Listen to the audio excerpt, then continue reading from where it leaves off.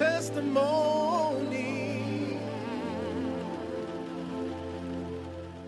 My name is Dr. Iglesias, and we want to welcome you to Deep in Your Business. Hey, this is episode 2. I'll be your host along with Alvaro Salim Noriega. What else? Nice. No, wait. There was more to your name. I'm not saying anything. Hoyos. I'm not the Hoyos. The Hoyos. The whole. And we also want to welcome Mike Casanova. Can you say my middle name, like fluff it up a little bit? Where's my What's nickname? the middle name? You guys are so popular. Latin people have like 4 names, you know, like Maria Rosita de la Rosa. Del Hoyo. Like, okay, Mike, what is is your middle name? Robert. Robert. Whoa, I didn't even know that, bro. Man, that's how, Robbie Van Winkle, that's how he lost it. He was no longer Ice Ice Baby, Mike man. Robert Casanova. I didn't even know that, There you bro. go. You see, we had to do a podcast for me to know his name, his full name. Call so him I Robert like now. that. So this is Deep in Your Business, Alvaro, man. And listen, this time we're going to get in and get deep in your business, man. So I want to start with you, man, because you're deep. And we want to go in deep. We want to pull some skeletons. And the reason why I want to do that, man, is because people just see your smile. And when they hear your story, they're going to be like, hold up. Is it possible that he's going through that? So enough said, man. I want you to just open up, dig in that closet, and start pulling skeletons, man. We're going to pick on you for a little while. We'll jump on Robert, and then we'll come back to me. So we'll do a little bit each and, and encourage the listeners. Yeah. Well, in episode number 1, we were going through life, like storyline and where we came from and all that stuff. Yep. And we didn't get to today. So today's story in my story is being a Christian. I never thought I would be in this situation. So I met somebody that I used to tell her I will never get married and I will never have children. And this is being a Christian? Yep. Wow. So much for being fruitful and multiplying, but yeah. Well, no, it wasn't. It wasn't really like being a Christian. Like I wasn't really. I haven't given my life to God at that moment. Okay. But the reason why I used to say that was because I come from a broken home. So because it hurt so much when my dad left. So I didn't want anybody to go through that because of me. Got it. So I never wanted to be married and I never wanted to have kids because I never wanted, separation in the house or anything like that. So that was my story. My story is that I come from a broken home, and it didn't hurt me until I was, my parents split up when I was like 12, and I kind of felt it when I was 19. At the time that I'm 19 is when I face life and I have to actually work and pay bills. And I was about to come here to the US. So at the age of 19 is when I realized, man, I worked the whole month and I had to pay these bills that I never paid. And I couldn't buy the stuff that I wanted to buy for myself. So what the hell? What was that? And it was so foreign to me. So I said, man, who teaches you this stuff? And that's when I realized, a dad is who teaches you this stuff. So because my dad wasn't that present in my life from 12 to 19, that's when I understood, man, this is the role of a dad, to teach you how to have a bank account, how do you pay bills, what's the purpose of work, and all of these different things that we face, when we grow up. So I developed this. In the beginning, it wasn't hate. It was like competition. With your dad? Yep. So how can you possibly compete Well, with your dad? This was my competition. My competition was, hey, my dad was never there for me. So Okay. I'm going to make it on my own, and I'm going to have better stuff than he had, and I'm going to have it a lot quicker than he had. So my dad had like his first motorcycle. He bought it when he was probably like 30. And I remember that his first car, it was a used car, and it was probably like 35, 37. And I get here to the US and I get a car within less than a year. Okay. What was it? What model? What Oh, year? it was a piece of crap car. It was We all need that. We call it a We all gotta Ronzoni. start with that. well, Runs only when you push it. But well, yeah. like it was a Cavalier, an 86 Cavalier, and I got here on September 99. I got it. So it was a 14-year-old car, Wow. and math. Good math. well, Yeah. it was my first car. So for me, it was amazing. I get my own place, and I start progressing in my life, and I start developing this issue with my dad. I'm like, oh, I'm better than my dad. Oh, I kick butt, quicker than him. So I'm better than him, and I'm better than him. And I end up turning like him. Oh wow. So I became a womanizer. I'm going out with all types of women. At the time, I'm a professional dancer with artists and like working on TV. I was not a stripper. Just want to make that clear. Good, we got that. Check off the list. Because you say dancer and everybody goes, oh, stripper. No, Right, Nope. right. Nope. Yeah. Professional. So Yeah. I was being a professional dancer, and I was a fitness instructor as well. Yeah. And because of that, I have access to women like crazy. I didn't Yeah. even need to have money. They all wanted me, and it was just a business transaction, you Got know? it. So I end up being like my dad. I end up going out with everybody, and I'm a sex maniac. And all of a sudden I look back and I go, why did I become what I hated? Right. Like, this makes no sense. Mm. But every time that I go out with women, I'm trying to find the right one. I'm trying to find the one. Got it. And, oh, you're not the one. Next. Oh, you're not the one. Next. Oh, you're not the one. Next. And then 50, 60, and it's like, okay, what's going on?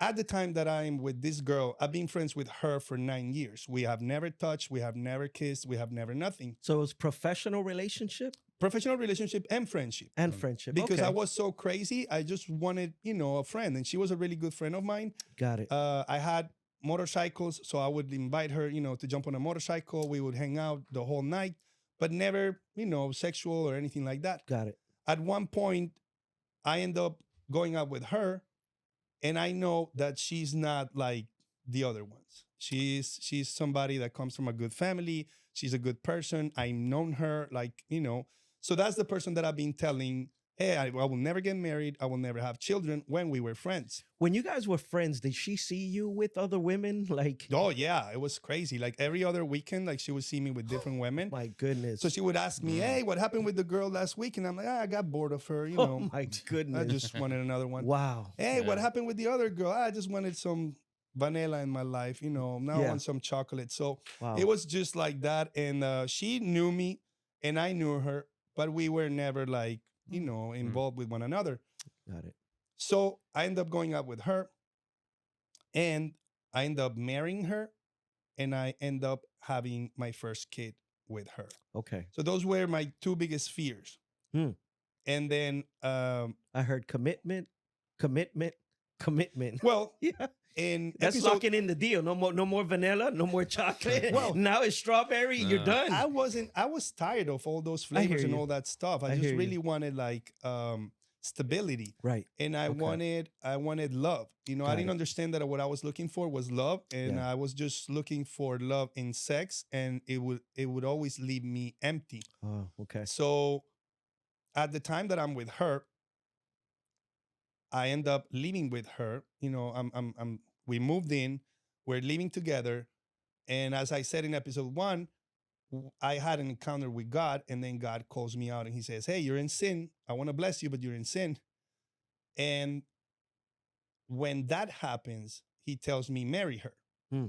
Okay. So I go, okay. And marrying for me was just like, we go to court, we sign a paper, and we're good. And you don't bother me anymore because I did what you said. So I end up marrying her, and I end up facing that first fear. And it's great for like 2 or 3 years. It's like great. We have a dog. And then, she was a dancer. I was a dancer. I'm working. She's working. And God manifested really big in my life because I was a sex addict. I was addicted to porn, addicted to sex. And I had all the outlets to do whatever I wanted. So As a dancer. yeah. Right. And mostly as a fitness instructor. Like, Really? Yeah. because You would think on television you would get more of well the different flavors. So you're well telling me as an instructor, huh? like I would appear on TV, and then when I got to the gyms, they were like, "Oh, we saw you on TV," and then they wanted to go out more with me and Yeah. stuff.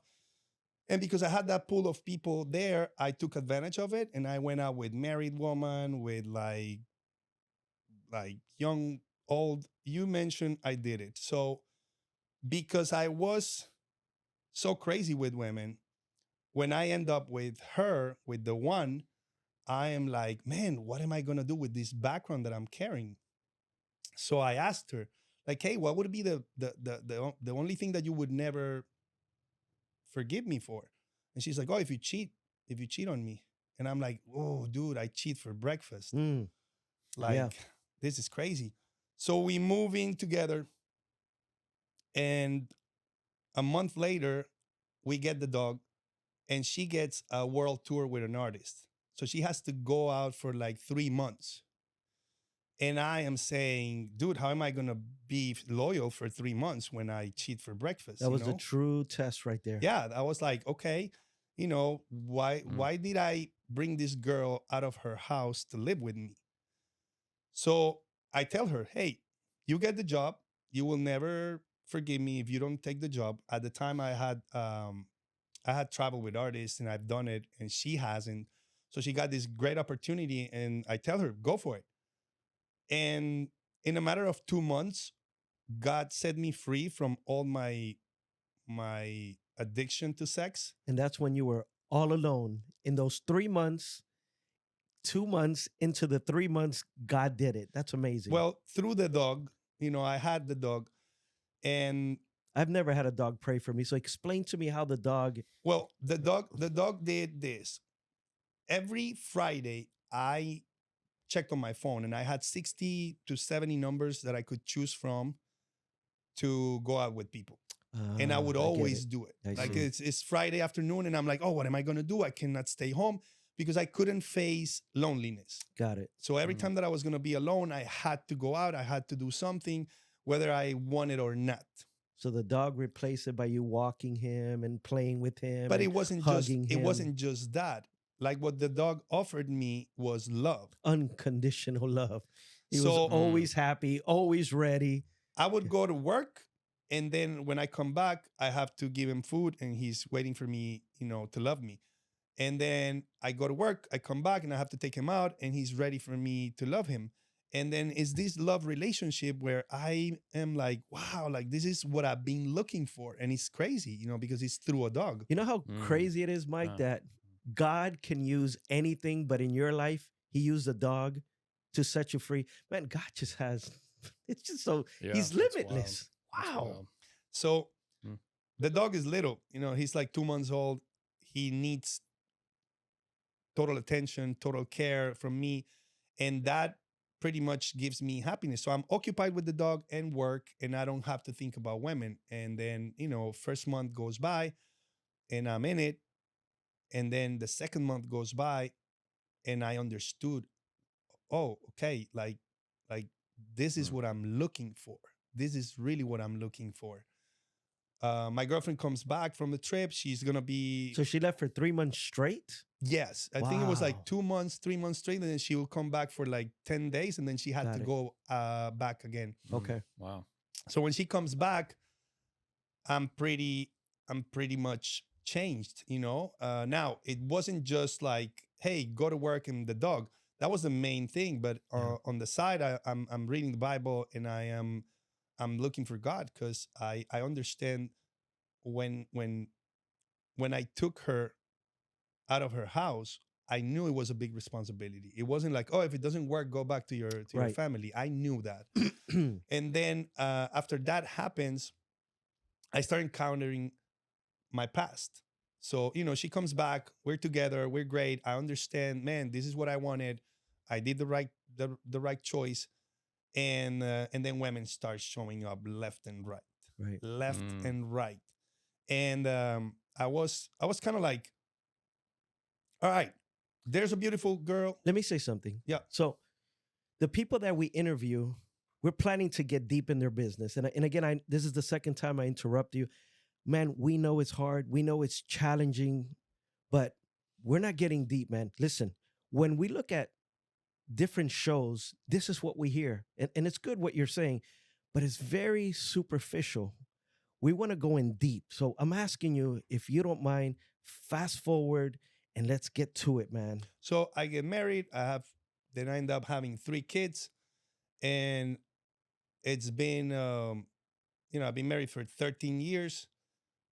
Uh, Mm. all of those 13 years, it was the same time when I gave my life to God. So kind of like a year after, yeah, like 6 months after we got married. No, like 3 months after we moved into our second house, that's when I have the encounter with God. Okay. So out of the 13 years we've been married, that's mostly the time that I've been walking with God.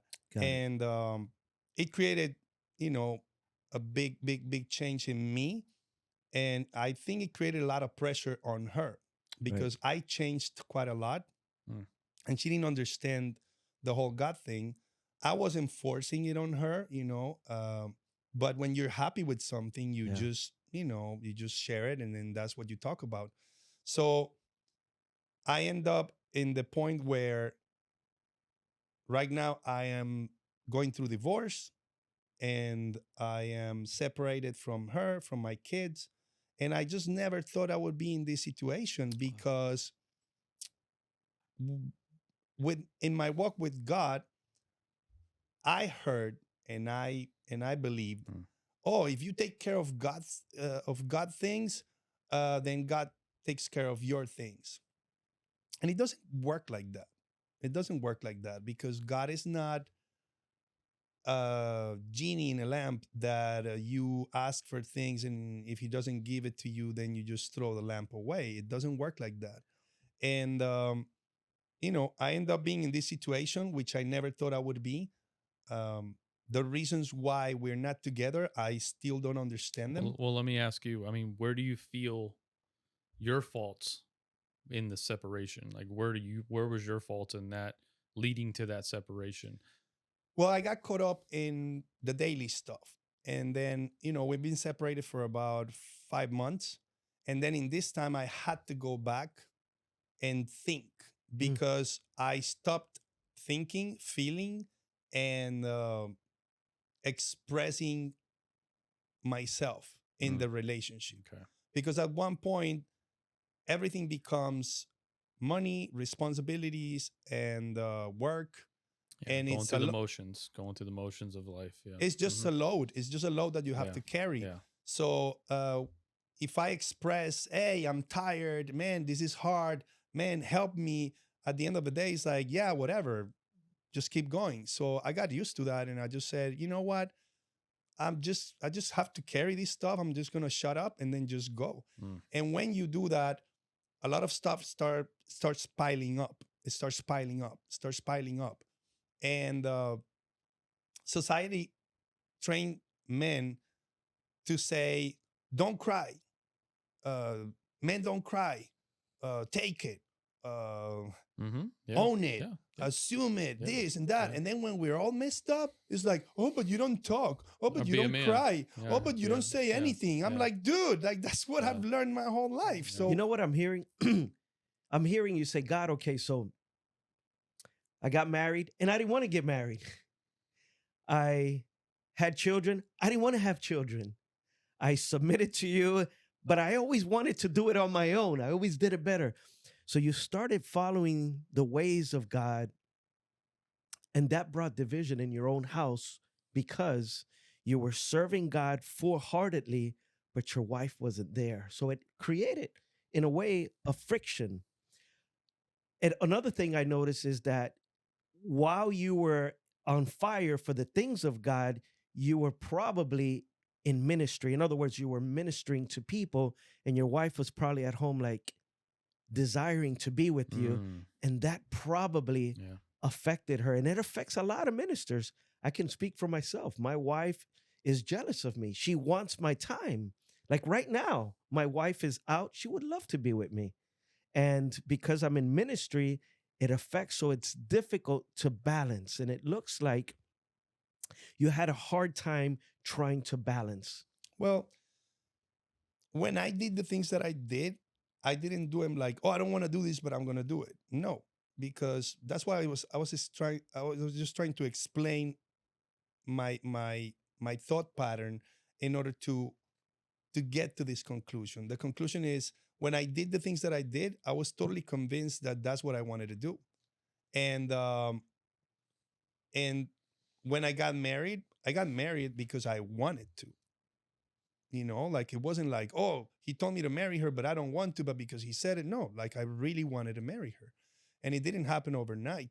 When I had my first kid, I remember that she told me, oh, I'm pregnant. And as soon as she said I'm pregnant, I go back to when I was 18 years old and I'm freaking out because when I was 18, I was having sex with my girlfriend and I was afraid to get her pregnant because me being 18, if I have somebody pregnant, it's like, oh, my life is over and Yeah, I life have is to drive over, yeah. a taxi and I have to do Right. whatever. Yeah. So I go back to that moment when Yeah. she tells me I'm pregnant The trigger, it was like a trigger. and I'm Mm. 33, I think. And I'm thinking like, and she's freaking out because she's like, yo, I'm pregnant. And I take like 4 seconds thinking all this stuff and she's freaking out. And I'm like, Mm. what am I thinking? Like, I'm not 18. Like, so I hugged her and I'm like, oh, that's awesome. That's great. Yeah. But it shook me. Oh, it shakes you. It shook me big time. Yeah, So, yeah. I remember hugging her and just saying, hey, it's okay. It's all good. Like, this is awesome. And then I looked up and I said, oh, you got me. Because the first one was, I'm not going to get married. And then the second one was, I'm not going to have kids. Mm. I remember I'm like, oh, you got me. Like, you got me. Mm. And the process of my first kid was amazing. God showed up in my life tremendously. Let me ask you a question. But after that, after the first kid came the second one, and then after the second one came the third one, and I was like, okay, like from 0 to 3, this is like a lot. So Yeah. so okay, I don't want to have more kids. She wanted to have like 5 kids, and I'm like, there's no way. Yeah. So I had surgery and I cut the factory. I'm like, that's it. 3 like is enough, and we're Let me not ask going you. anywhere. So I think, for at least for me, what I want to know, and I'm sure the listeners want to know, is you mentioned divorce. So your wife served you with papers 2 weeks ago, more or less. The question is, mentally, physically, emotionally, spiritually. I think this is what deepen your business is. That's why I'm digging, man. What did you feel? What are you feeling through this process? Is suicidal thoughts going through your mind, giving up going through your mind? Because it's not only your finances. I'm sorry, your marriage. It's not only psychologically what you're going through, but your finances. You're living in this studio, man. That's Yeah. serious. And I get it. It's beautiful. Everything you're saying, man. I love you, Alvaro. It's beautiful. The 3 kids and all that. But we want to get in deep. Listen, you're homeless right now. I'm just talking straight up. You're homeless right now. You're going through a divorce right now. The listeners and the viewers want to know, what are you feeling, man? Why do you still have a smile? What keeps fueling you to continue to move, do the things of God, and you're still waiting and hoping that God's perfect will is going to be done? So that's what we want to know, man. Well, I don't know what God will is. All I right. know is But how that do you feel? What I- what I- what are your challenges with I suicide? don't know what I feel. I pretty much don't know what I feel because there are so many things happening Yeah. that I'm just overwhelmed, extremely overwhelmed, and I don't know what I feel. What I know is that the walk with God is not what everybody thinks, because God is not only the good things, God is also the bad things, because we as humans, we might see it as good or bad, but he doesn't see it like that. He just sees it as, hey, you have to go through this for X, Y, and Z. That X, Y, and Z, I don't know it. I don't know it. And pretty much, is a 13-year build-up where I was always going up. I never went down, and then at 13 years I just crashed all the way down into, I don't have a wife anymore. I don't have kids. I don't have a house. I don't have anything. I lost my job, and right now I'm like pretty much when I first came to this country, which is I have no idea what to do. I was, like I said before, I was a personal trainer for over 20 years. And then I worked for 5 years with this company, getting out of the fitness field. And then the company that I was working with, they fired me. And now I don't know what to do. I'm not connected with the fitness field anymore because I stopped doing it 5 years ago. The company that I was working with pretty much is not going anywhere right now. So I don't know what to do. I'm not an expert on anything. I don't have any network of anything right now. And in that sense, I'm very disconnected. So when I came here, I was 19 years old. I didn't know anybody. I didn't have any network. But today I'm 46 years old and I'm in the same situation. Yeah. So if I go back and I say, oh, but I'm a man of God and I serve and I do ministry and all of this, none of that secures you Right. of being in this position. Yeah. I guess this what I was trying to say. My direct question was, I know what it is to be divorced. I got divorced. After 6 years of being married, my ex-wife said, I can't do this anymore. 3 kids, just like you. 3 kids. She literally left. It destroyed me. My kids were my life. And to come home and not hear my 3 kids say, Daddy, and give me a hug. Listen, being a minister of the gospel, I would minister 5 days out of the week. All I would do is serve God. But you see, my ex-wife said, man, this God thing is real, but it's not for me. I felt broken. I had suicidal thoughts going through my mind. The attacks were constant, because we can sound like superheroes as ministers, but listen, at the end of the day, we're flesh and blood. Things were running through my mind that you can't possibly imagine.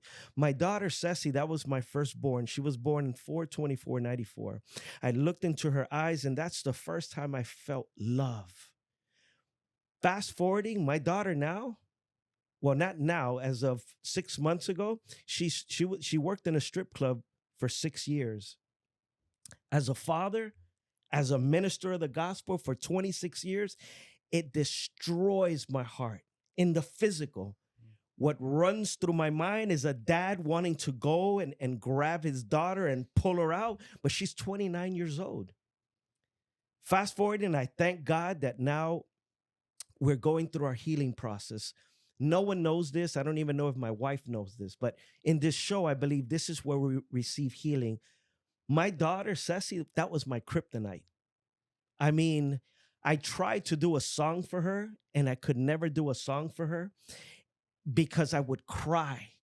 You don't understand what it is to look at a child and say, man, this is my first love. I wasn't saved at the time. During our divorce, yes, I was saved already, but to have that little girl torn away from my hands where I can only see her every 2 weeks, man, as a man, that destroyed me. Now, remember, it's not just Ceci, it's Dominic. My son Dominic doesn't speak to me, man. Yeah. Right now, we're talking about 2023. At this moment, my son, bro, does not talk to me. But I can look back now and say, man, I probably messed up. Because when me and his wife, my ex-wife, divorced, I did a DNA test, man. He wanted a DNA test too. I didn't know if that was my son. You know what it is to go through these trials as a minister, man? So that's my point. But let me finish. That's the last thing you would ever imagine, man. I was pissed off. I was angry because this is my flesh and blood, man. My 3 kids are no longer with me. It tears you apart, but you still got to get on a pulpit and say, God bless you, brothers. Hallelujah. You preach your message, and then you got to hear someone's problem that they just lost their dog. You know what I mean? And you got to sit there. I can't pay my bills. And I'm looking at them. Yeah. Do you know what I'm going through? But don't we serve the same God? Let me ask you a question. Yeah. Because that's what I think people don't understand. Like, it's not the fact that you were going through that and then you had to give a smile, because you can give the smile because that's your job or because you know how to treat people. But when people were looking at you, and if you were vocal about it, of what you were going through, I sure was. So if you were vocal about it, then most people from the church, what they say is, oh, but your first ministry is your house. And if your house is not in order, then you cannot minister. Correct. And then if you don't do this, then you can't do this. And that. Right. And that's what the church says. Right. But what the Bible says is totally different. Yeah. So when you were going through that, what did the body of Christ give you as judgment or getting you out of your position that God has given you because of what you were going through? So I want to give you two extremes. The first extreme, which is my favorite, there was a young man that wanted to commit suicide. And this was in the streets in Wynwood. That's the first extreme. He said, I was going to commit suicide, but I watched you, bro. I watched you. I seen how you were going through your divorce. I seen how your house was on foreclosure. I seen how you lost your job. And every Thursday, I would see you come out and preach the message of Jesus Christ. I didn't commit suicide because I knew God was real through your life. The second extreme, Mike, is this. I was in this church and it was called Rey Jesus. And they were my covering at the time. Right. When you say covering, what do you mean by that? Covering is that they were basically backing me up as a ministry because I had their ministry name and they were supposed to back me up financially and send people. But okay. Anyway, so the long story short, man, is this, bro. And it's insane. It's crazy. My ex-wife wasn't living for God because she just didn't want a relationship at the time. I mean, is that what you really felt? You felt like she just didn't want to have like what was her excuse to feel like, I don't want to be a part of the ministry. I don't want to do anything with God anymore. Where was her mindset? So basically what I was told from the leaders, and it was true, she was going to clubs with other ministry women. So this is a double life. Double life. Okay. So they came and they said, we can no longer be your covering. In other words, they literally ripped the rug from under me. So you see the two extreme, the religious extreme and those that are seeking for a personal relationship with Christ. That's my experience through my hurts and through my pain. So, well, in my case, I haven't been ministering, or I don't have a ministry. I'm not part of a church or anything like that, but I have walked with God. And whenever God has said, talk to this person and then love this person and then do this food ministry and then give, I've done it. So you've been in ministry. But it's never been through a church. Right. Okay. That's what I mean by that. And then in those terms, the situation that I'm going through for me was what I was trying to say before. How come this is happening if I am a man of God? Right. Like people of God don't go through this stuff. And then this stuff is not just the divorce and what's happening right now. I think it's been about 2 years, 2.5 years, the whole process to get to this point. And then in those 2 years, I remember that I was just trying to work and try to keep that heaviness, that load that I was talking about. I was trying to keep that up, and I was trying to keep going up and up and up and up, but it was heavy and it was tiring, and I was broken and I was cracked. And every time that I would say it, it's like, yeah, suck it up, because we have 3 kids and we gotta have a house and we gotta have 2 cars and we gotta have to have a pool and we have to. And no, we don't have to. No, we don't have to. How about if... Is it safe to say you guys weren't equally yoked? It's black and white. I don't know. I don't know. And that's my confusion. Because, for example... Because God hates divorce. Yeah. And your wife just served you with divorce papers. Yeah. I see things black and white. I'm sorry. I don't see too. gray. So Me too. Me is too, it but possible that the fear of God is not there? I don't know. Because defining if somebody has a relationship with God or not is very difficult. I disagree. Okay. Because when you're born again, you renew your mind through the word of God, and now you become a new creation. So, it sounds good what you so said. let me ask you and a question. The average Christians say that, and this is the battle in my heart. You ask a person, is that person saved? Well, he goes to church. He does this. Man, I don't care what he does. Is he born again? It should be yes or no. So if is a person that is not born again able to speak in tongues? is a person that is not born again, able to speak in tongues. 100% yes. Yeah. 100%. So It's in the Bible. So I have no idea because Mm. she had encounters with God where Okay. I saw it. Yeah. I saw her receiving the gift of tongues. I saw her receiving deliverance. I saw her receiving a bunch of healing. Lord, Lord, have I not cast I- out demons in your Yeah, name? yeah. Lord, Mhm. Lord, have I not done this? That Yep. depart from me, you workers of Yep. iniquity. Listen, Satan Yep. mocks everything that God does. I'm just being straight up as your That's wife, okay. but That's we're just talking straight That's up. okay. You know, I don't. So I I'm don't. not saying she's not saved, but I'm asking.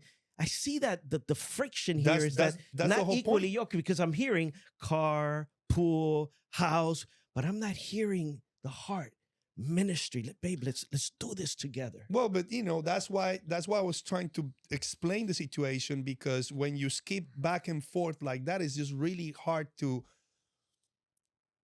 explain the situation. Yeah. So for me, I cannot say, oh, she's not saved, or I don't know. Well, I you have really to don't know. And that's well, my confusion. Here's my perspective, because I got my wife, actually, communicates with your wife as much as they can, at least once a week or every 2 weeks. So always the perspective, she seems like she was church hurt.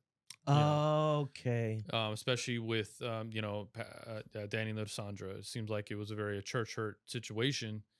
Now, that's not a valid excuse to kind of do whatever you want, but I think a lot of that stems from just being hurt, being hurt by the church, and when they were needed the most. And I guess in your situation, between you guys were supposed to have a counsel session with them, and they just kind of blew you guys off, and that was like, what do you mean? I was serving under you guys for 2 years, and then all of a sudden now we need you guys, and it's like you're not there. And that was kind of like what I was getting relayed to me through Pam. Okay. So Well, that's church okay. hurt. That's okay. But Yeah.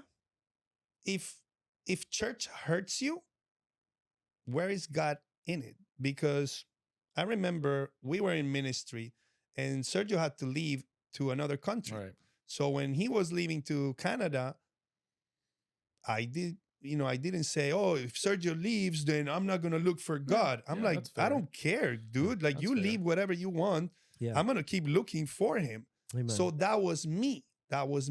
So if she's hurt and she blames the church for whatever problems, that's her. You know what I'm saying? Yeah. But Mm-hmm. for me, my relationship with God does not depend on church or service or a person. Right. It doesn't.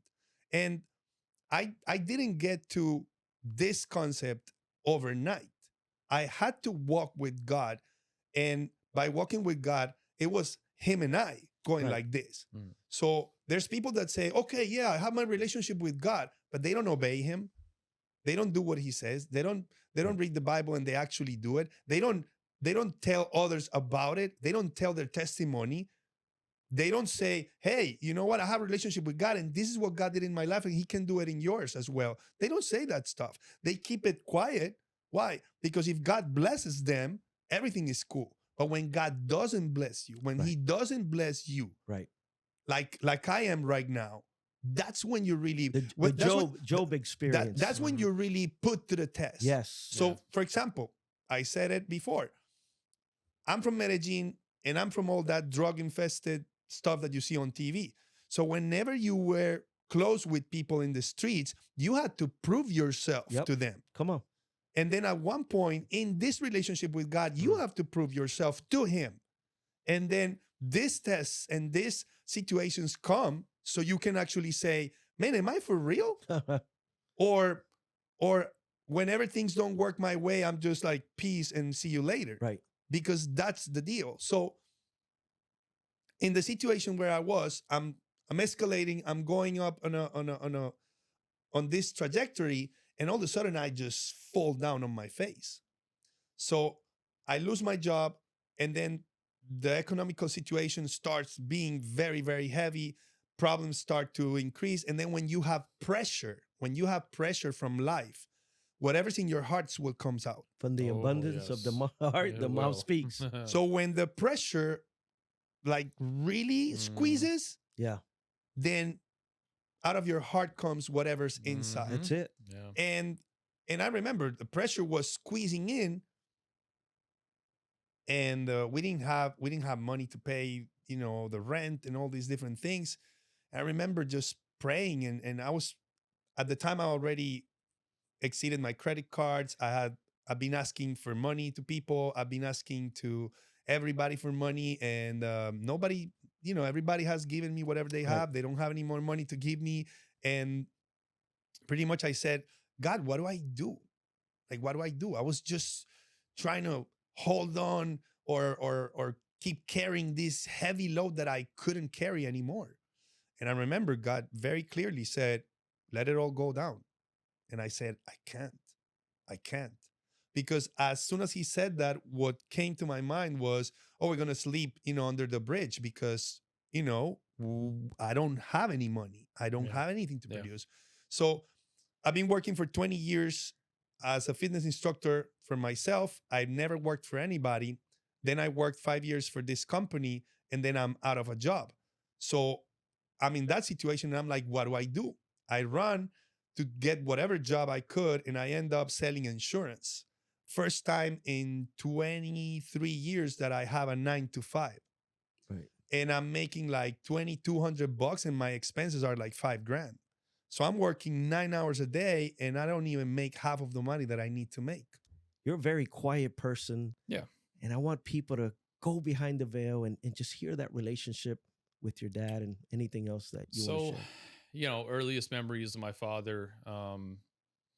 He hard worker. He was a roofer. So those that kind of know roofers in their mentalities, they're drug addicts and alcoholics, and so that's kind of the personality of who he was. So that's why when they fix the roof, it starts leaking almost right away. Huh? He it's just unfortunate. It's the South Florida persona of a roofer. It's just Wow. he was the typical, he definitely lived up American, to the hype. right? American? So it's weird. On my father's sides, we're all kind of mutts. We don't really know what Okay. it's at. I kind of wish I knew more family history, but everyone kind of died off early. Okay.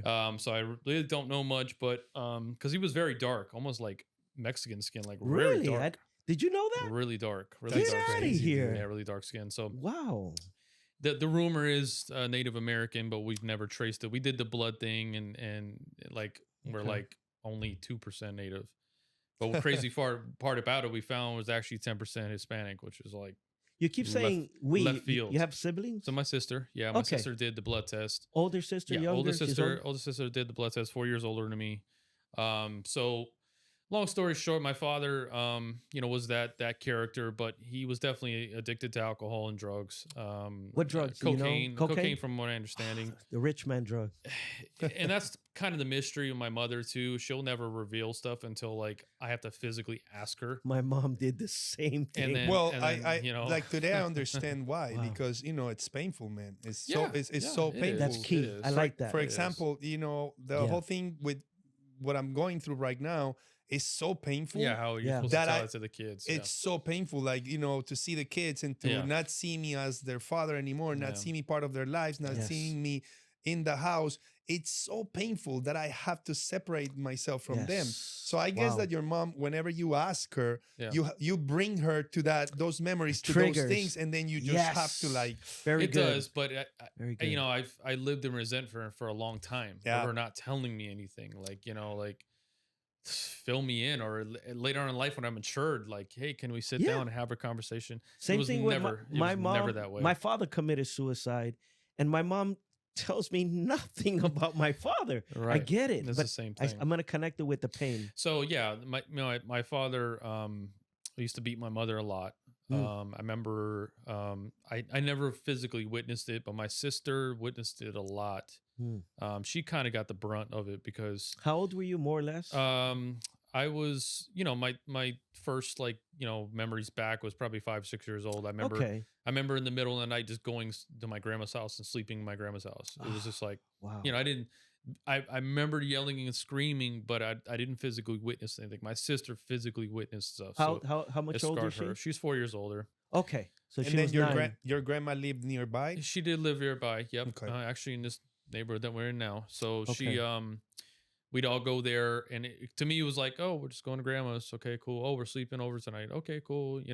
Like I was completely ignorant to the fact of who he was, even though I saw him being very aggressive at times. Was he aggressive with you? Never, Oh no. wow. So I was always treated as like, never can do wrong, because he was definitely favoritism between me and my sister. He was definitely favoring me because he would Oh, bring me fishing every weekend. okay, okay. So that was kind of the one thing that I did get from my father, but otherwise, not much of a father role. And when I would say was at 10 years old, he got diagnosed with liver cirrhosis of the liver. So That's from the basically, drinking. Is yeah, that some from drinking, drinking. over from drinking? drinking. So I remember my last memories was him in the hospital bed, swollen. His stomach was swollen, like a balloon, and he was this liver was failing, and From the time he was diagnosed, uh, from again, that was 10. 10 So years old. yeah, again, this Okay. isn't like another story. I have to tell my mom and shake it out of her. Like we were talking a little bit of Yeah. Thanksgiving last night. Okay. Basically she was kind of giving me I remember when it was related to my cousin we prayed for earlier. So she related that story. I remember when your father was on the hospital bed and they unplugged him, and within 2 hours he was dead. Oh So wow. because they You were said your ready, grandfather? my father. Oh, your My father. father. So my So father was diagnosed with that cirrhosis of the liver. I don't know the time frame, you don't know the time frame. but Okay. it got to the point where he was in a hospital bed, and I remember him. Last memories, they strapped him in, so he couldn't move, and him just being like aggressive, trying to get out, get out. He just wanted to get out, and I remember, 2 days later, he ended up dying because they unplugged him. They were going to take him to a nursing home, and that was it. Remember what you felt at that moment? I was I guess it was a turning point emotionally for me, maybe, to where I had no feeling. It was just like he died. Okay, I didn't do it. He did it to himself, and Right. that was my perspective as a 10-year-old Okay. child of, okay, well, he did it to himself. Did you know at 10 that he was beating your mom? No, I didn't. Okay, so you But found out I after? knew the aggression was there. I Okay. knew him being aggressive and cussing her out, and all that was done in front of me. Okay. I remember him breaking the glass table. I remember, I don't remember the physical stuff. I don't remember him physically doing it to my mom, but from conversations with my sister, yeah, I mean, it definitely When happened. did your sister tell you, and how old were you that you understood that he was hurting your mom? I would say probably in my 20s. How did you Again, feel? How did you feel? um, Like I, if you can go again, back? the feeling, the Yeah. feeling wasn't anything because Okay. I didn't have the father experience. Okay. I Okay. think we all kind of shared that in the Yes. room. Yes. And related to my kids now, I've caught myself not knowing how to be a father Oh. because it's like, Okay. how do you plug in? Yeah. So I'm having to physically plug myself into being that father because I didn't have that father experience. Well, that's part of what my wife would say, like that I was very detached from the kids, Okay. and that I was not like in it. But the thing is that I did have my father until I was like 12, and my dad was great. Yeah. I don't have any complaints about my dad being a dad. He was there. Yeah. But I come from a place where, if you did something wrong, they would spank you. Of course. And it wasn't like, oh, Yeah. we're gonna make you bleed, or no, it was, Yeah. you'll get a spank. Yeah. Yeah. But here, if you spank somebody, it's like, Going to jail. oh my Well, God, and with that topic, my father was Yeah. afraid to spank me. Really? My mother did all the discipline Wow. because he felt like he was going to lose it. Huh. Yeah. So He had no he self-control. has no self control, obviously. So he had enough awareness to be Yeah. like, I'm not going to do it. Okay. So fatherly role, zero. Fishing was literally, the weekend. It was like was my your time outlet. outlet That to was your go outlet with him. spend time with him. But Yeah. the spend time was he was drunk with all his friends. and it would never be me and him. It would be me and 4 of his buddies. Oh gosh, so it wasn't really. And it'd be like, like what in a other words, letdown. like example, I remember. You were just tagging along. Yeah, I was just tagging along. How was the yeah. tag along? Okay. It wasn't let's go together. Let's do this together. Or, hey, we're gonna go do this. Yeah. Example, like he would bring the cooler, and he wouldn't pack any Capri Suns or nothing for me. It would be beer. Wow. And I literally had to take ice and to suck on the ice because he didn't bring water for me. He didn't bring food for me. Wow. It was just sandwich. like, Clueless. right. And I had, Wow. and it was not like, okay, he taught me fishing. No, my mom taught me. Yeah. My mom taught me how to rig the hook and tie it and put the bait on. And then I had to just figure out watching them going, oh, they're doing this. Okay. Like there wasn't any, hey, let me show you how to do this. Let me string the pole that's up the for father you. time, Zero.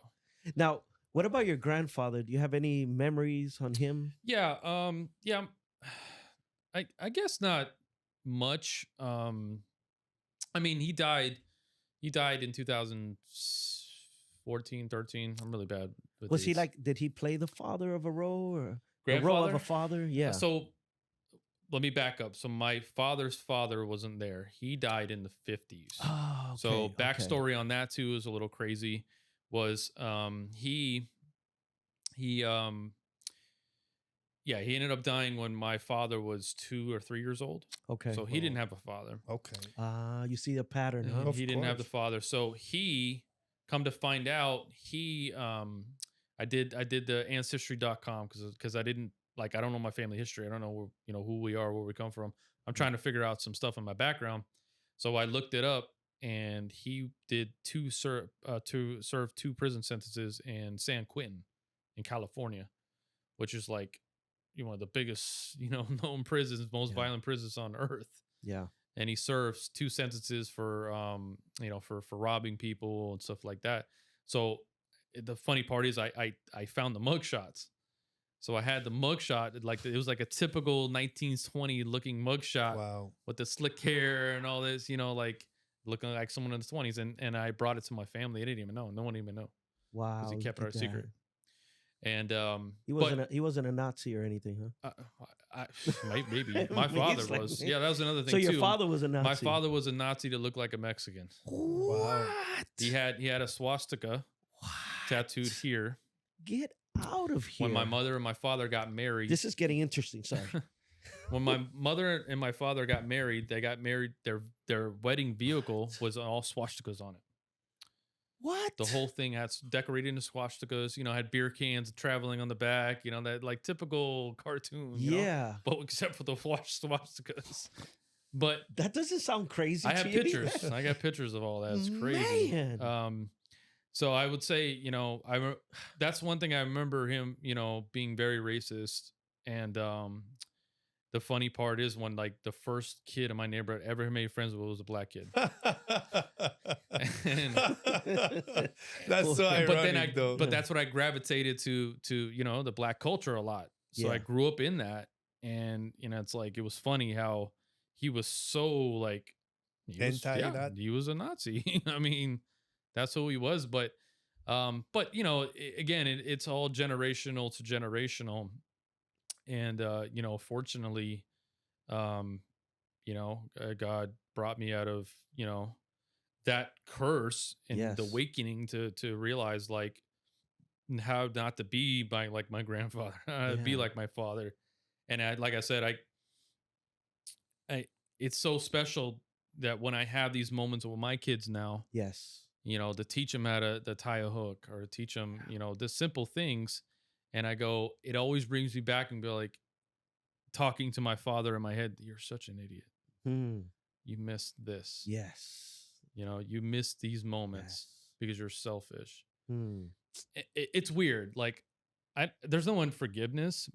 Like I don't have unforgiveness for him, but it still brings you back to the moment of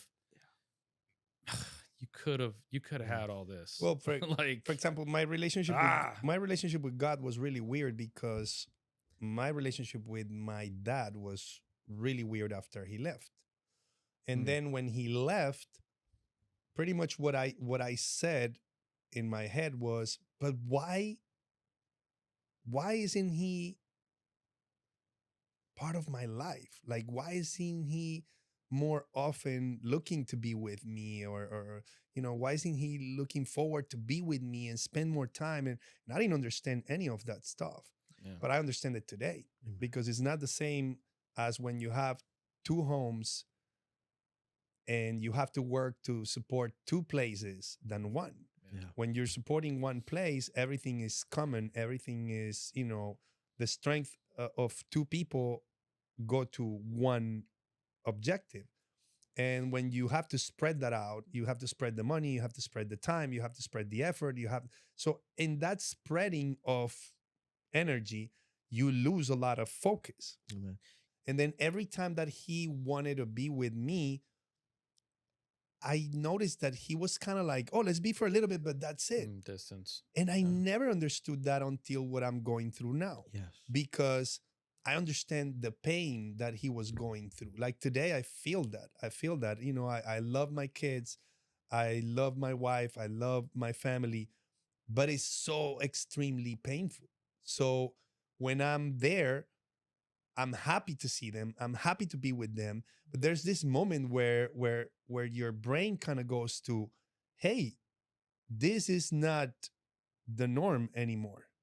And at that moment, So you don't want to. So you don't want to attach yourself too much to the no, moment. no, no. Is that what you're trying It to say? just triggers, like you're present, you're conscient, Yeah. but all of a sudden your heart starts going, hey, wait a second, like this was 24/7, and now it's like 2 hours every 2 weeks, like, and then you start seeing that reality, and just like it's so hard. Now looking back in this podcast that we're having, man, I noticed that the enemy wanted to take me out since day one. Now I can see it. I was born, and when I was 2 years old, my father left. I don't, I've never heard his voice. I just have faint memory of me falling off a bed when I was 2 years old and he was laughing, and he brought a lobster one time to the house. And I faintly remember at 2 years old, but I never got to hear my father's voice. I never got to meet him. Fast forward now, I believe I was 16 years old. I can't remember right now. 16 years old. He calls my mom and he says, I want to meet my son. I was excited because I wanted to know, things that I feel. How can I relate it to my father? What is it that he did? Did he deal with that arthritis, diabetes, just stuff? Hair loss, obviously, all these things. I just wanted to know. Yeah. Yeah. So I was so excited to meet my dad. That was on a Monday that he called. On Wednesday, my stepfather kissed me on the forehead, and I'm like, this is weird. Why is this man kissing me on the forehead? He's never showed me any intimacy like that. And he says, your father died. And I said, what? He said he committed suicide. And now I'm 16. I guess I'm ready to hear it. He said he held a gun to his head. It was a 38 revolver. He put it to his head. He sat on a table. He opened it up and he looked at the different parts of the brain and he blew his head off. And they found him dead a couple of days later because they found smells in the house and his shoe was filled with blood. And I'm like, whoa. So that was heartbreaking that I faked it. I was like, whatever, man. But deep inside, I was hurt. I didn't show it. Going back at age 13, I remember getting a plate of spaghetti and hitting my brother in the face. And my brother chases me around the house, and my grandfather starts feeling chest pains. So my grandfather goes to the hospital, but before he leaves, he turns around and he goes, cuida tu mamá, cuida tu abuela. In other words, what he said was, take care of your mom, take care of your grandmother. Now I'm 13 years old. I'm like, that's weird. Why are you telling me, a child, to take care of? Anyways, you'll be back. Well, no, he didn't. He died in the hospital a few days later. But my mom looked me in the eyes and she said, your grandfather died because of you. Now, at 13 years old, that destroyed me. That was 13. My father committed suicide at 16. Now, fast forwarding, at age 20, in an act of self-defense, I end up taking someone's life. Now, again, hearing you guys' stories, I'm like, man, why would God allow me to go through so many extremes in my life? I mean, I hated God. I hated everything to do with God. I just didn't want to hear anything with God. I said, God, if you exist, why did you allow this to happen to me? Why did you allow this to happen to my father? Why did you allow this to happen to my grandfather? Now I take someone's life. Another thing I don't mention much was there was this man that tried to molest me. So I lived in Wynwood. In the front of my house there was a store, and I would always go and bring my mom cigarettes or whatever she needed, and I would go to the store. I remember this man told me one day, and I'll never forget his voice because it was like oye oye oye, very raspy. He go, ve acá, come here in Spanish, and he goes, I want to give you this radio, and I'm like, wow, I like that radio. I forgot how old I was, really young, and he goes, I'll give you the radio, but you have to allow me to molest you. And as a child, I knew it was wrong. Mm. And I looked at him, I got angry, and I said, I'm going to kill this man one day. It's funny, but I was so young. And I said, I'm going to kill this man one day. You know when I saw this man again? Mm. When I gave my life to Jesus. Oh. I gave my life to Jesus. I heard his voice again, and I was like, and I wanted to kill him for Oh, so many years, but I already had given my life to Christ. God just, it's amazing. There was another time I almost got molested, and this was in the park, Clemente Park, across the street from my house. And I remember one of the kids came to me and said, hey, listen, there's this guy that kicks really high and does karate. So I remember going in to the park, and the guy goes, come here, come here. He started closing all the windows in the park, and all the kids ran off. He left me alone, and I ran to the door, and he kicked the door and hit me on the side, and he grabbed me and he told the other guy, like, it's on. I knew as a child that he was going to molest me. He was going to rape me. And I believe it was Iran or Cujo. I forgot which one it was. And he ran in and he said, hey, your mom. When the guy looked, I ran off. So those two experiences there were very traumatic, that whenever I would see a homosexual, I would beat the life out of them. Let me ask you something in regard those traumas and all that stuff. How did God deal with you in regard those things? Because the question goes to, whenever we have trauma, we don't know how to deal with it psychologically. Right. So, psychologically, you go to a shrink, you go to a psychologist, whatever. But those things have repercussions in our soul, in our spirit. So we can deal with the physical part. If you were raped or if you had an accident or something like that, you go and you recover physically. You can go to a shrink and then you recover, in your psychology. Yes. But spiritually, we never address it. Right. And God calls us to deal with those things in certain ways. So, how did that happen with you? So fast forwarding, I got saved July of 1997. I was still dealing with PTSD because I took someone's life.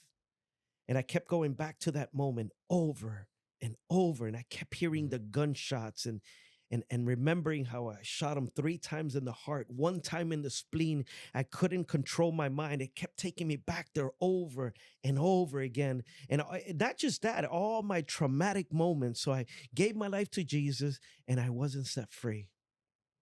And I'm like, now I'm understanding the scriptures. He who the Son sets free is free indeed. Why am I not free? Why do I still have PTSD? I was sharing my testimonies. I'll go to different churches, but I feel shaky inside. I feel like I'm going to throw up, and it'll go back to those moments over and over again.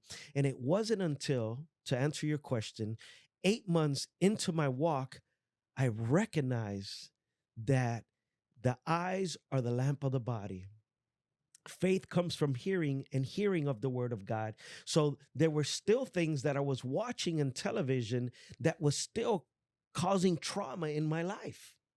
I was still living a life that wasn't pleasing unto God. So when I made Jesus Lord of my life, one day I was sitting in Bible study, and there was a girl by the name of Celeste. And I was sitting there, and the pastor was teaching, and I saw her, and it was like, you're so beautiful. And everyone knew my testimony because I was, testifying in church. And they were like, look at this pervert. And the girl looked at me and I go, you're so beautiful. Literally, it felt like scales came off of my eyes. The PTSD was gone. I can see a woman for her beauty.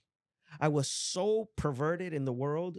I made a pact with Satan. I said, Satan, you give me women, you give me money, and I will serve you. So yeah, that's exactly what he did. I had 3 girlfriends. They all 3 knew each other. I would sleep around with very promiscuous, even though 3 wasn't enough. You see, sin cannot be quenched, Alvaro. It cannot.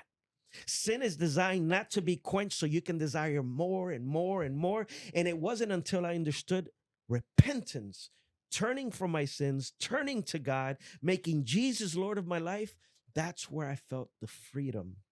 And that's where the PTSD went away. That's where the perversion went away. And that is when God delivered me once and for all.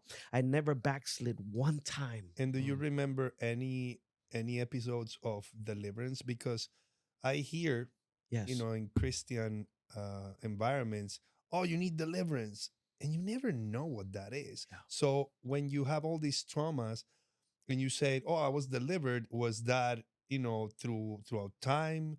Did you realize that you were being delivered, or you don't, or all of a sudden you just think back, and then you go, oh, I don't do this anymore, and I didn't even realize it. How did it happen? So Jesus set me free because this is what I said in my ignorance. I was so in bondage. Literally, my hands felt tied. I felt like I had to be promiscuous.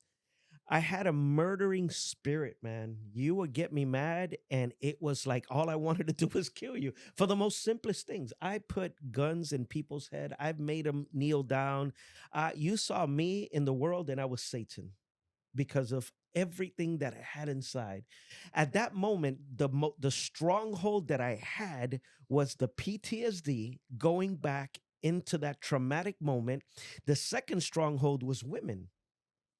When I gave my life to Christ, I would walk with my head down because I couldn't look up. I couldn't see a woman for her beauty. I had to see her as a sex Well, object. I remember that as well. So this is what I want to tell you to answer your question. So what happened was, now that he set me free from that stronghold, I started understanding the spiritual realm. I didn't know as a Christian I can leave a door open. I really didn't know that. I didn't know that the one that created the heavens and the earth now lives inside of me, but I can be influenced. So I had to understand that there was perverse spirits. There were whoring spirits. There's the spirit of divination. There's the familiar spirit. There's all of these strongholds that I can give it legal authority, being a Christian, that I can give it legal authority to influence and overpower areas of my life. When I recognized that, Alvaro, this is what I started doing. So let me stop you right there, because you said something that is very important Yeah. to me. Yes. You said that when you gave your life to Christ, you Yes. started experiencing all of this stuff. Yes. And then you mentioned all these different spirits. And you said, the Spirit of God lives in me. Yes. That's what most people tell you when they're talking about God. Hey, Yes. the Spirit lives in me, and the Spirit can live in you. So when you think of that, you say, oh, if the Spirit of God lives in me, then I'm good. I'm good. And then you start realizing, hey, I still have all these issues, Yes. so I'm not so new. Oh, you're new in Christ. No, I'm not, because you don't feel like that at all. You don't. But when you start realizing and understanding, what is the process of living that life and getting into this new one? Because everybody says it and everybody tells you the scriptures, but nobody tells you how. Right. So how did you find out, or how did you go through it? The quick answer to that is allowing Jesus to be Lord of your life. And I'm going to explain to you what that means. Yeah, what does that mean? You see, everyone wants Savior, but they don't want Lord. What I mean by being Lord of your life, the Bible teaches us that our body as Christians, as born-again believers, is the temple of the Holy Spirit. So I want you to imagine your body being a house. But when you trust in Jesus, you say, Jesus, I want you to stay here in the living room. I don't want you to go to the bathroom because I'm dealing with some stuff there. I got some skeletons. I still like to drink. I still like to smoke. I don't want you to go into my room because in my room, I like porn. There's things that I enjoy. So what happens is we have this mighty, powerful God that is living inside of us, and he has the power to set you free. But through your free will, you're not allowing him in those areas of your life. So in order for him to be Lord of your life is to allow him to have all of you, not 40%, not 60%, not 80%, not even 90, not even 99. He wants 100% of you. And that's when you walk in total freedom. Well, I learned Mm. something in regards the word Lord very recently. We come from a society that is through democracy, but in a kingdom there's no democracy. In a kingdom, Monarchy. the king says something and it's law, and everybody has Mhm. to obey it. Yeah. So when the king says something, you don't have a vote. You Amen. don't have a Right. say. Yep. Yeah. What he says goes. And because we don't live in a kingdom, because society doesn't know about kingdoms, we're always fighting what God says. Hey, Right. God says X, Y, and Z, but why? But what do you mean? But it feels good. And you always have some kind of response to it. The word Lord means maximum authority, Yeah. which is That's it. above him, there's nothing. That's So it. what he says goes. Yeah. But you cannot submit to somebody like that unless you know him, unless you're close to him, unless you actually understand who he is Yes. Mm. and understand that submitted through him or to him, you're going to be okay. Because what we think is, hey, kings in the past have been very, Yeah. very bad. If you read in the Bible, there's a bunch of kings that used to be like super wicked and super crazy. So your vision of a king is always that. Right. But Jesus is a different king because he is good. Right. He is love, but he is a warrior. But yeah, so I want to finish with this so we can finish this podcast. But listen, now all of this happened before I came to Christ. Now I came to Christ and I'm like, I'm free. Now I'm married. I have children. God is allowing me to have a ministry. And again, the divorce happened. But in that process, man, I remember God, I was in my bed. I was crying and I said, God, all I do is serve you. Now my kids are not no longer coming and hugging me, Daddy, Daddy. Now I got to see them every 2 weeks. And a lot of things happen. I wrote a book and it's called What Pastors Don't Talk About by Pastor Sergio Iglesias. I didn't write that book for the people to read. I wrote it for my children to read it because a lot of people were trying to kill me. I had a contract out of my life. And I remember when God called me back in the neighborhood to preach, it was like, God, what are you doing? They're going to kill me. The long story short, my mom dies of cancer. She died on December 24th. Was it 24th? Yeah, December 24th, 2014. My grandmother dies. My grandfather dies. And I'm like, God, why do I have to live this extreme life? The Bible says he will never put you through something you can't handle. I'm like, God, you must really know that I can handle a lot. So I believe he allowed me to go through this extreme life. And I want to finish with this. He allowed me to go through this extreme life. So now when I walk into death row, an individual that's about to be put to death, he's just waiting for DeSantis to sign a letter for him to be put to death. I could look at him in the eyes and be like, I know what you're feeling. That's the first thing they try to do. When you get there, they want to make sure you can connect with them. And I tell them about the PTSD. I tell them about my lifestyle, how many murders I've seen, growing up. And all of that just to walk into a prison where a person is waiting to get executed to tell them about Jesus. All things work for the good of those that love him.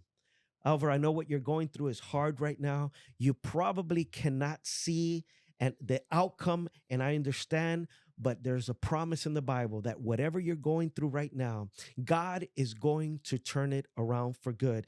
We believe that God's perfect will is going to be done, but my prayer is that God will restore your marriage so you guys can have a powerful testimony and your children can be united so the people, the cloud of witnesses can see the glory of God.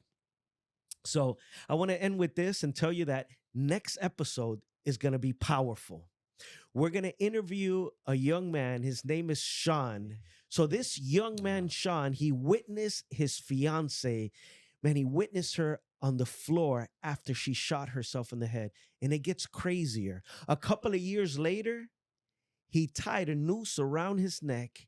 He hung himself. His sister came in, I don't know how much time later, and tried to help him to get out. I mean, this is just incredible. This young man has a powerful, powerful, powerful testimony. His name is Sean, and that's going to be our next episode. Testimony.